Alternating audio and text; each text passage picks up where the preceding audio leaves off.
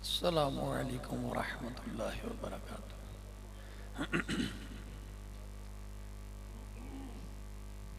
نحمده ونصلي على رسوله الكريم اما بعد فاعوذ باللہ من الشیطان الرجیم بسم اللہ الرحمن الرحیم قل لا يعلم من في السماوات والارض الغیب الا اللہ وما يشعرون ایان یبعثون۔ وقال النبی صلی اللہ علیہ وسلم تبرکوا بالقرآن فإنه کلام اللہ وهو خرج منه او کما قال علیہ الصلاۃ والسلام۔ اللہ رب العزت نے قرآن کو نازل فرمایا تو سب سے پہلے اس قرآن کو لوح محفوظ میں لکھا گیا۔ تو جب لوح محفوظ میں لکھا اس قرآن کو تو اس قرآن میں سب سے پہلے بسم اللہ کو لکھا گیا، بسم اللہ میں سب سے پہلے با کو لکھا گیا۔ تو گویا لوح محفوظ میں سب سے پہلے با درج ہوا۔ جب اللہ رب العزت نے ساری چیزوں کو پیدا فرمایا تو اللہ رب العزت کی ذات کے بعد اللہ نے نور کو پیدا فرمایا، آپ صلی اللہ علیہ وسلم کے نور کو پیدا فرمایا، اس کے بعد اللہ نے لوح کو، قلم کو۔ تو عرش کے نیچے جو چیزیں تھیں ان میں سے سب سے پہلے قلم پیدا فرمایا۔ اللہ پاک نے فرمایا ان اول ما خلق اللہ القلم، سب سے پہلے اللہ نے قلم کو پیدا کیا عرش کے نیچے چیزوں میں۔ اللہ نے فرمایا اکتب، تو لکھ، تو وہ 1000 سال تک کامتا رہا۔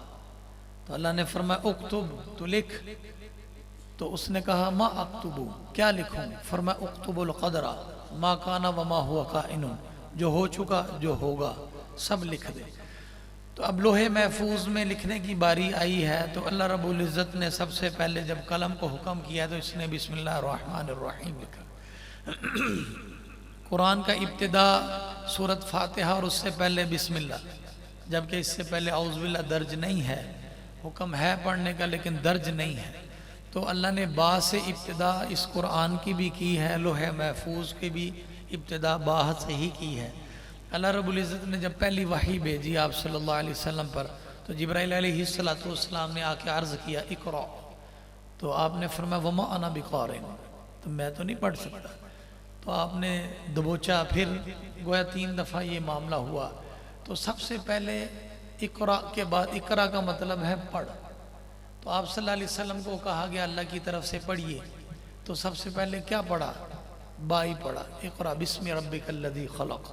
تو وہاں بھی اللہ رب العزت نے اپنے نبی سے بھی با پڑھوایا۔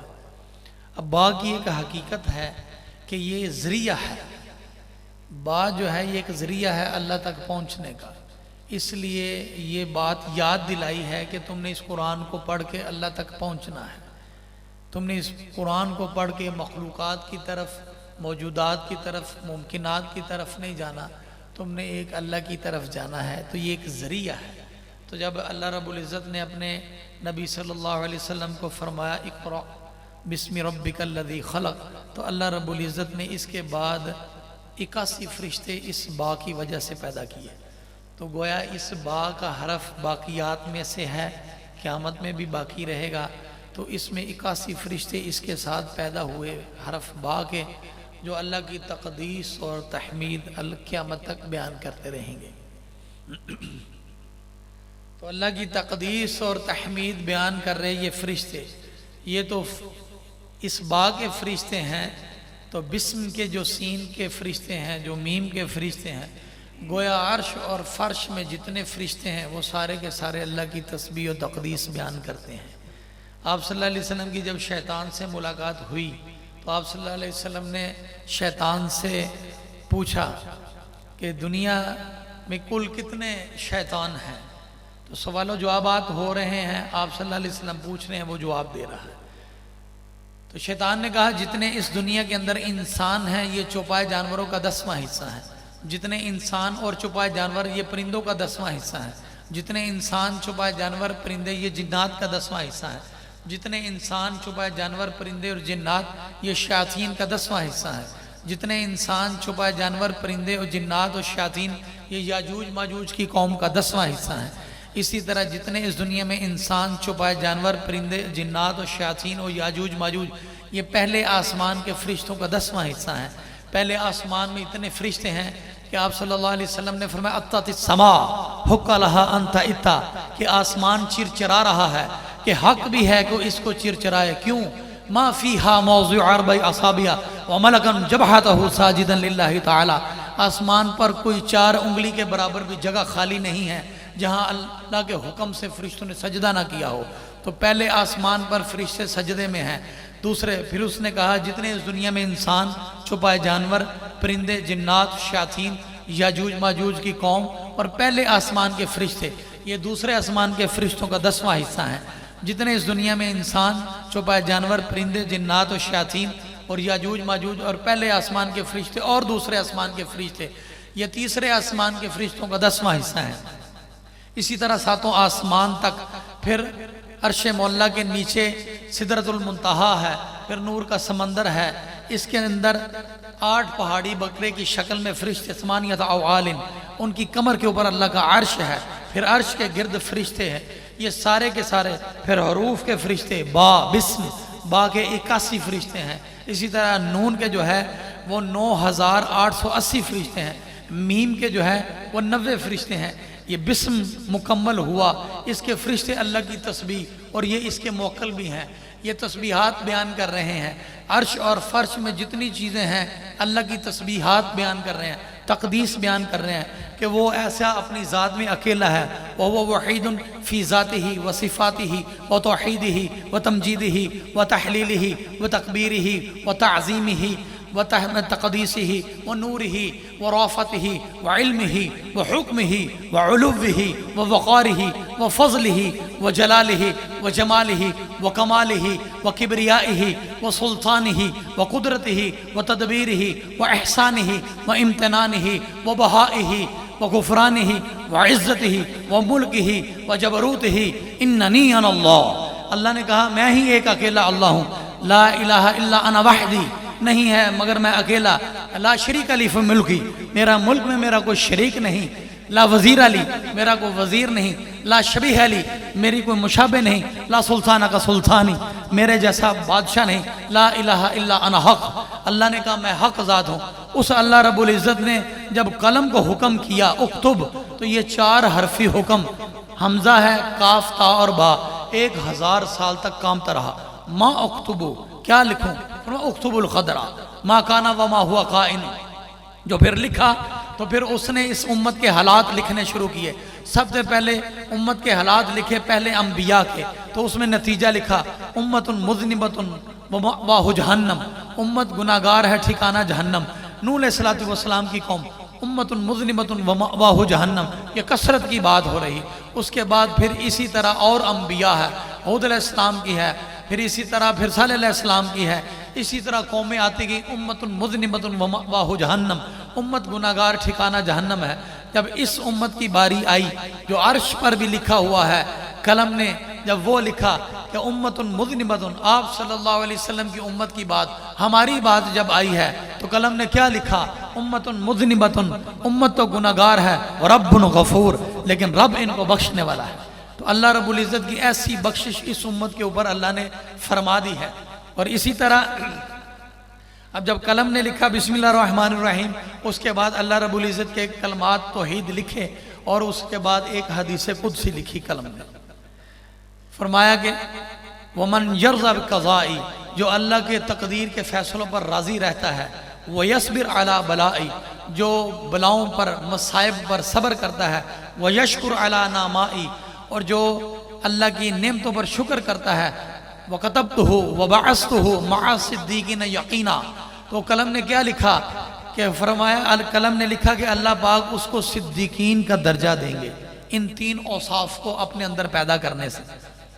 3 یہ اوصاف پیدا ہوں گے تو صدیقین یقیناً، یقیناً اللہ پاک اس کو صدیقین میں اٹھائے جائیں گے۔ تو اسی طرح من لم یرضا بقضائی، جس نے اللہ کی تقدیر کے فیصلوں پر راضی رہنا نہ سیکھا، وَلَمْ يَصْبِرْ عَلَى بَلَائِ وَلَمْ يَشْكُرْ عَلَى نَعْمَائِ فَلْيَطْلُبْ رَبًّا سَوَائِ وَيَخْرُجْ مِنْ سَمَائِ، وہ میرے آسمان سے نکل جائے، زمین و آسمان کے درمیان میرے علاوہ کسی اور رب کو تلاش کر لے جو میری نعمتوں کا شکر نہیں کرتا اور مصائب پر صبر نہیں کرتا۔ تو یہ پھر قلم نے سارے احوال لکھے۔ تو اب مقصد یہ ہے کہ اللہ رب العزت نے اس کو بسم اللہ سے شروع کیا۔ تفسیر نعیمی میں یہ بات لکھی ہے، وہ کہتے ہیں کہ با کو کیوں لکھوایا، کہ اللہ رب العزت نے جب عالم رواح میں یہ پیدا کیا ساری روحوں کو، تو اللہ پاک نے فرمایا الستُ بربکم، کیا میں تمہارا پالنے والا نہیں ہوں؟ سب نے کہا بھلا، تو وہاں بھی با ہی کہا۔ تو گویا اللہ رب العزت اس عہد کو یاد دلانا چاہتے ہیں کہ قرآن کے شروع میں با ہے، تو با پڑھتے ہی فوراً وہ با یاد آ جائے جو ہم نے اللہ سے اقرار کیا ہے کہ بے شک انت ربنا و الہنا، کہ آپ ہمارے رب ہیں، الہ ہیں۔ تو اللہ رب العزت نے اس بات کو یاد کرانے کے لیے قرآن میں سب سے پہلے با کو شروع کیا، تاکہ تمہیں وہ عہد یاد آ جائے عالم رواح میں جو تم نے اللہ سے کیا تھا۔ تو قرآن ہے، سب سے پہلے اللہ نے اس کو پڑھا۔ جب فرشتوں نے سنا کہ خوشحالی ہو اس امت کی جو اس کو سینے سے اٹھائیں گے، اپنی زبانوں سے پڑھیں گے، آپ صلی اللہ علیہ وسلم کے قلب اطہر پر نازل ہوا۔ اب یہ ہے کہ جس طرح لوح محفوظ میں لکھا ہے، آیا اسی طرح آپ صلی اللہ علیہ وسلم کے قلب پہ نازل ہوا ہے، اور جبرائیل لے کے آتے تھے، اور یا جبرائیل یاد کر کے آتے تھے، یا اللہ کی طرف سے القاء ہوتا تھا۔ تو بعض روایات میں آتا ہے جبرائیل لوح محفوظ سے یاد کرتے تھے، یاد کر کے آپ صلی اللہ علیہ وسلم کے قلب مبارک پر اتارتے تھے، اللہ کے حکم سے وحی آتی تھی۔ لیکن بعض کہتے ہیں کہ جبرائیل کو القاء ہوتا تھا اور آپ صلی اللہ علیہ وسلم پر وحی آتی ہے۔ اور ایک جگہ یہ آتا ہے کہ جو لوح محفوظ میں جس طرح لکھا ہے اس طرح نازل نہیں ہوا، بلکہ موقع پر واقعات کے اعتبار سے آگے پیچھے نجمن نجمن آیتن آیتن ایک ایک آیت کر کے سورت سورت کر کے جو نازل ہوا ہے، تو وہ مواقع کے اعتبار سے نازل ہوا ہے۔ جیسے لوح محفوظ میں لکھا ہے اگرچہ وہ سارا ہی نازل ہوا ہے، لیکن تفاوت کے ساتھ آگے پیچھے نازل ہوا ہے مواقع کے اعتبار سے۔ آپ صلی اللہ علیہ وسلم پر جب یہ قرآن نازل ہوا ہے تو آپ صلی اللہ علیہ وسلم نے صحابہ کو یہ قرآن دیا ہے۔ آج تک یہ آپ صلی اللہ علیہ وسلم کا معجزہ ہمارے ساتھ ہمارے پاس ہے۔ اس معجزے کو سینے میں لے کر جو آدمی حدیث پاک میں آتا ہے قرآن جدھر کو گھومتا ہے تم بھی ادھر کو گھوم جاؤ۔ آپ صلی اللہ علیہ وسلم نے فرمایا ہے کہ سورۃ مائدہ اپنے مردوں کو یاد دلاؤ، یاد کرواؤ، اس میں جو احکامات ہیں، اور سورۃ نساء اپنی عورتوں کو یاد دلاؤ، اس میں جو احکامات ان کے لیے ہیں۔ اور آپ صلی اللہ علیہ وسلم نے فرمایا کہ جنت میں سب سے ممتاز لوگ وہ حافظ قرآن ہوں گے، اور فرمایا اس امت کے جو سردار ہیں وہ حافظ قرآن ہیں۔ آپ صلی اللہ علیہ وسلم نے فرمایا جو چاہتا ہے وہ جنت میں چرے، وہ حامیم صورتوں جس کے شروع میں حامیم آتا ہے، حوامیم اس کو کہتے ہیں، ان صورتوں کی تلاوت کرے۔ اور فرمایا کہ جو چاہتا ہے کہ یہ حامیم جو ہے یہ قرآن مجید کا ریشمی لباس ہے۔ فرمایا ہر چیز کا کوئی محور ہوتا ہے، قرآن کا محور سورۃ احزاب ہے۔ فرمایا ہر چیز کی کوئی زینت ہوتی ہے، قرآن کی زینت جو ہے وہ سورۃ رحمان ہے۔ فرمایا ہر چیز کا کوئی دل ہوتا ہے، قرآن کا دل سورہ یاسین ہے۔ فرمایا کہ قرآن کا زیور کیا ہے؟ خوش الہانی سے پڑھنا۔ آپ صلی اللہ علیہ وسلم نے فرمایا من لم یتغنى بالقرآن فلیس منا، جو خوش الہانی سے قرآن نہیں پڑھتا وہ ہم میں سے نہیں ہے۔ اور آپ صلی اللہ علیہ وسلم نے فرمایا من تعلم القرآن فعلمہ، کہ جو قرآن کو سیکھتا ہے سکھاتا ہے وہ خیر، سب سے بہتر ہے۔ یہی آپ صلی اللہ علیہ وسلم نے فرمایا خیرکم من تقرأ القرآن وقرأ، فرمایا کہ جو قرآن پڑھتا ہے اور پڑھاتا ہے وہ بھی سب سے بہتر ہے۔ قرآن سیکھنا سکھانا علماء کا کام، اس میں گہرائیاں مسائل استنباط کرنا۔ قرآن پڑھنا پڑھانا، حدیث میں آتا ہے خیرکم من تقرأ القرآن وقرأ، کہ فرمایا جو تم میں سے قرآن پڑھتا ہے اور پڑھاتا ہے وہ بھی بہتر ہے۔ یاد کرنے والا، پڑھنے پڑھانے والا، اور اس کو سیکھنے سکھانے والا، قرآن کو بہتر کہا گیا ہے، قرآن کے پڑھنے والے کو بہتر کہا گیا۔ اب یہ قرآن ہے تو جس رات میں نازل ہوا وہ سب سے اعلیٰ رات شب قدر۔ شب قدر اس وجہ سے نہیں قیمتی، قرآن کے نزول کی وجہ سے قیمتی ہے۔ تو قرآن قیمتی رات میں ہی آیا اور امام الانبیاء پر آیا، اور امام الجبرائیل یعنی فرشتوں کے امام وہی لے کے آئے، اور سید الامم امتوں کی سردار اسی پر ہی نازل ہوا۔ یہ ایسا قرآن ہے۔ فرمایا جو ناگہانی موت سے بچنا چاہتا ہے وہ سورۃ تغابن کی تلاوت کرے، اور فرمایا کہ جو سورۃ بقرہ کی تلاوت کرتا ہے اللہ رب العزت اس کو جنت میں تاج پہنائیں گے۔ اور فرمایا جو یہ چاہتا ہے کہ وہ دنسنے سے، چہرہ مسخ ہونے سے بچایا جائے تو وہ سورۃ فیل کی تلاوت کرے۔ آپ صلی اللہ علیہ وسلم نے فرمایا جس نے الم نشرح پڑھی گویا وہ میرے پاس آ کر اس نے میرے غم کو دور کیا، جس نے سورت الم نشرح پڑھی۔ اور حدیث میں آتا ہے کہ جو آیت الکرسی پڑھتا ہے اللہ پاک اس کے اس وقت کے غم اور درد کو دور کر دیتے ہیں۔ اور اسی طرح فرمایا کہ سورتوں کی جو سردار سورت ہے فاتحہ ہے، عرش کے خزانوں سے اتاری گئی ہے، عرش کے نیچے جو خزانے ہیں، اور آیات کی جو سردار اور عظمت والی ہے وہ آیات الکرسی ہے۔ اور اسی طرح یہ جو صورتیں فرمایا کہ سورت بینہ لم یکن الذین کفروا، اللہ پاک اس کو خود سنتا ہے، ایسی صورت کی یہ فضیلت ہے۔ اور یہ قرآن فرمایا کہ یہ دنیا آخرت میں، دنیا اور آخرت کے اندر کامیابیاں دلانے کے لیے یہ قرآن ہے۔ اب پہلی امتوں میں جو تورات، زبور اور انجیل اور صحائف، مقاتل رضی اللہ تعالیٰ عنہ فرماتے ہیں 313 کتابیں نازل ہوئی، اور بعض کہتے ہیں 100 صحائف اور اس میں 4 یہ کتابیں ہیں، اس میں قرآن ہے۔ تو پہلی کتابیں تحریف شدہ، اب اس کا اور اس کا ممتاز فرق کیا ہے؟ پہلی کتابوں میں تحریف ہو چکی، زبور بدل دی گئی، لوگوں نے بدل دی، اسی طرح تورات بدل دی گئی، اسی طرح انجیل بدل دی گئی، کسی کے پاس صحیح صحیفے اس کے نہیں ہے، اللہ نے اٹھا لیا۔ یہ قرآن ہے، اس کا ایک حرف، ایک زیر زبر نہیں بدل سکتا۔ آپ صلی اللہ علیہ وسلم نے فرمایا کہ جو اس کے ایک حرف کا انکار کرتا ہے اس کا قتل واجب ہے، کہ قرآن کا کوئی ایک حرف، چند لوگ آئے اور حجاج بن یوسف کے پاس، اور اس امت کا سب سے بڑا ظلام ہے، لیکن وہ بھی تہجد میں قرآن پڑھتا تھا، وہ بھی تہجد کبھی قضا نہیں کرتا تھا، اور وہ اس کے پاس چند لوگ آئے انطاکیہ بستی کے۔ یہ جو قرآن 16ویں پارے میں شروع میں ہے کہ حضرت خضر علیہ السلام اور موسیٰ علیہ السلام ایک بستی میں گئے، اور اب عطایا ایک بستی میں دونوں آئے، تو انہوں نے ان یضیفوہما، دونوں کی مہمانی کرنے سے انکار کر دیا۔ تو وہ ایسی بستی ہے جنہوں نے 2 نبیوں کی مہمانی کرنے سے انکار کیا، تو اللہ نے یہ قرآن میں درج کیا ہے۔ انطاکیہ بستی والوں نے پڑھا، یہ تو ہماری قیامت تک آنے والی نسلوں کے اندر یہ بات آئے گی کہ انطاکیہ والے جو ہے یہ بے اکرام لوگ ہیں، انہوں نے 2 نبیوں کا اکرام نہیں کیا۔ تو وہ انطاکیہ بستی والے آئے حجاج بن یوسف کے پاس کہ ایک کام کے لیے حاضر ہوئے ہیں، جتنا خزانہ پیسے چاہیے لے لو۔ ان کو کیا کام ہے؟ انہوں نے کہا ایک کی جگہ 2 کر دو، اوپر کی جگہ نیچے کر دو۔ ابو ان یضیفوہما، کہ انکار کیا انہوں نے مہمانی کا، تم ایک کی جگہ 2 کر دو، نیچے سے اوپر کر دو، اتو کر دو، ابو کی جگہ اتو کر دو۔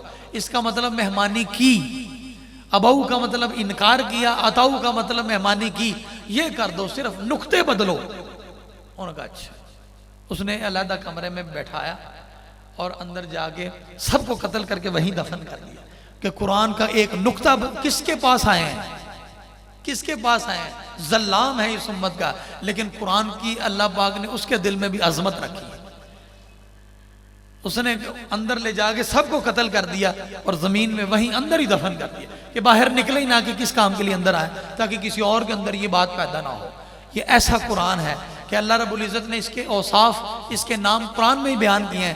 فرمایا کبھی اس کو کہا گیا قرآن العزیز، قرآن الحکیم، قرآن العظیم، قرآن المجید، پھر اس کو 7 مثانی، کبھی متشابہ، کبھی نور کہا، کبھی ہدا، کبھی شفا، کبھی موعظہ، کبھی ذکر، کبھی محیمن، کبھی علی، کبھی حکمہ، کبھی روح، کبھی وحی، کبھی المحیمن، کبھی الکتاب، کبھی صراط مستقیم، کبھی قول، کبھی فصل، کبھی نبع، کبھی احسن الحدیث، کبھی عربی، کبھی تنزیل، کبھی بصائر، کبھی الحق، کبھی بیان، کبھی نادی، کبھی منادن، کبھی تبصرہ، کبھی تذکرہ، کبھی بشرا، کبھی نذیر، کبھی عزیز، کبھی بلاغ، کبھی قصص، صحف مکرمہ، مرفوعہ، مطہرہ۔ لو انزلنا هذا القرآن على جبل لرأيته خاشعا متصدعا من خشیۃ اللہ۔ اللہ نے کہا کہ اگر ہم اس قرآن کو پہاڑوں پر نازل کرتے تو وہ دب جاتے، ریزہ ریزہ ہو جاتے، لیکن آپ صلی اللہ علیہ وسلم کے قلب اور اس امت کے قلب پر اللہ رب العزت نے اس کو اتارا ہے۔ اس لیے ہر انسان اور ہر یہاں بیٹھنے والا یہ نیت کرے کہ ہم بھی اپنے اولادوں کو کم از کم جس کے اللہ نے اولاد دی ہے ایک کو تو حافظ بنائے، کہ یہ حافظ جو ہے کل قیامت والے دن سفارش کرنے والا ہوگا، ایسی اللہ رب العزت نے اس کے اندر تاثیر رکھی ہے، اس کا دیکھنا اجر، اس کا پڑھنا اجر، اس کا بولنا اجر، اس کا سننا اجر، اس پر عمل کرنا اجر، اس کی تبلیغ کرنا اجر، اور اس کی تحقیق کرنا اجر، مسائل میں استنباط کرنا اجر، اور اس کو تشریح کرنا اجر ہی اجر ہے۔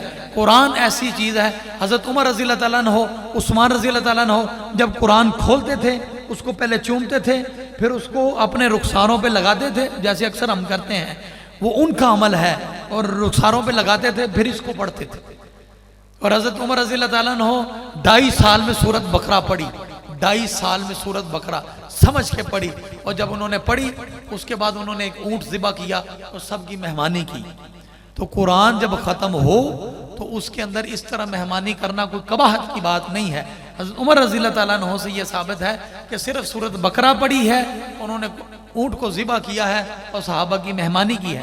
آپ صلی اللہ علیہ وسلم جب قرآن ختم ہوتا تھا اپنے اہل کو بلاتے تھے اور دعا اجتماعی فرماتے تھے، اور آپ صلی اللہ علیہ وسلم کے یہ بھی سنت ہے، جب قرآن ختم ہوتا تھا تو ختم سے پھر پیچھے دوبارہ 5 آیات پھر شروع سے پڑھتے تھے۔ تو یہ قرآن نے ہمیں سارا کچھ سکھایا ہے، تبیانا لکل شیء۔ وقت تھوڑا ہے اور بھی ابھی معاملات ہیں، تو تھوڑی سی گزارش یہ ہے کہ یہاں جتنے احباب بیٹھے ہیں وہ اس بات کی نیت کریں کہ ہم بھی انشاءاللہ تعالی اپنے بچوں کو حافظ قرآن انشاءاللہ تعالی ہم بھی بنائیں گے۔ تو ابھی یہ ایک چھوٹی سی تقریب کا انعقاد کرنا ہے۔ یہ سندیں ہیں جو ہمارے مدرسے کی طرف سے ان کو جاری کی گئی تھیں، اور ایک جو وفاق المدارس سے جو انہوں نے بورڈ کا امتحان دیا، ایک اس کی طرف سے ہے، ایک مدرسے کی طرف سے ہے۔ تو وہ میں گزارش کرتا ہوں کہ ننھے منھے حافظ احمد بھائی تشریف لائیں، محمد احمد، اور اس کو وصول کریں، اور سب کے دل میں دعا ہو اللہ پاک ہمیں اس پر عمل کرنے کی بھی توفیق عطا فرمائے۔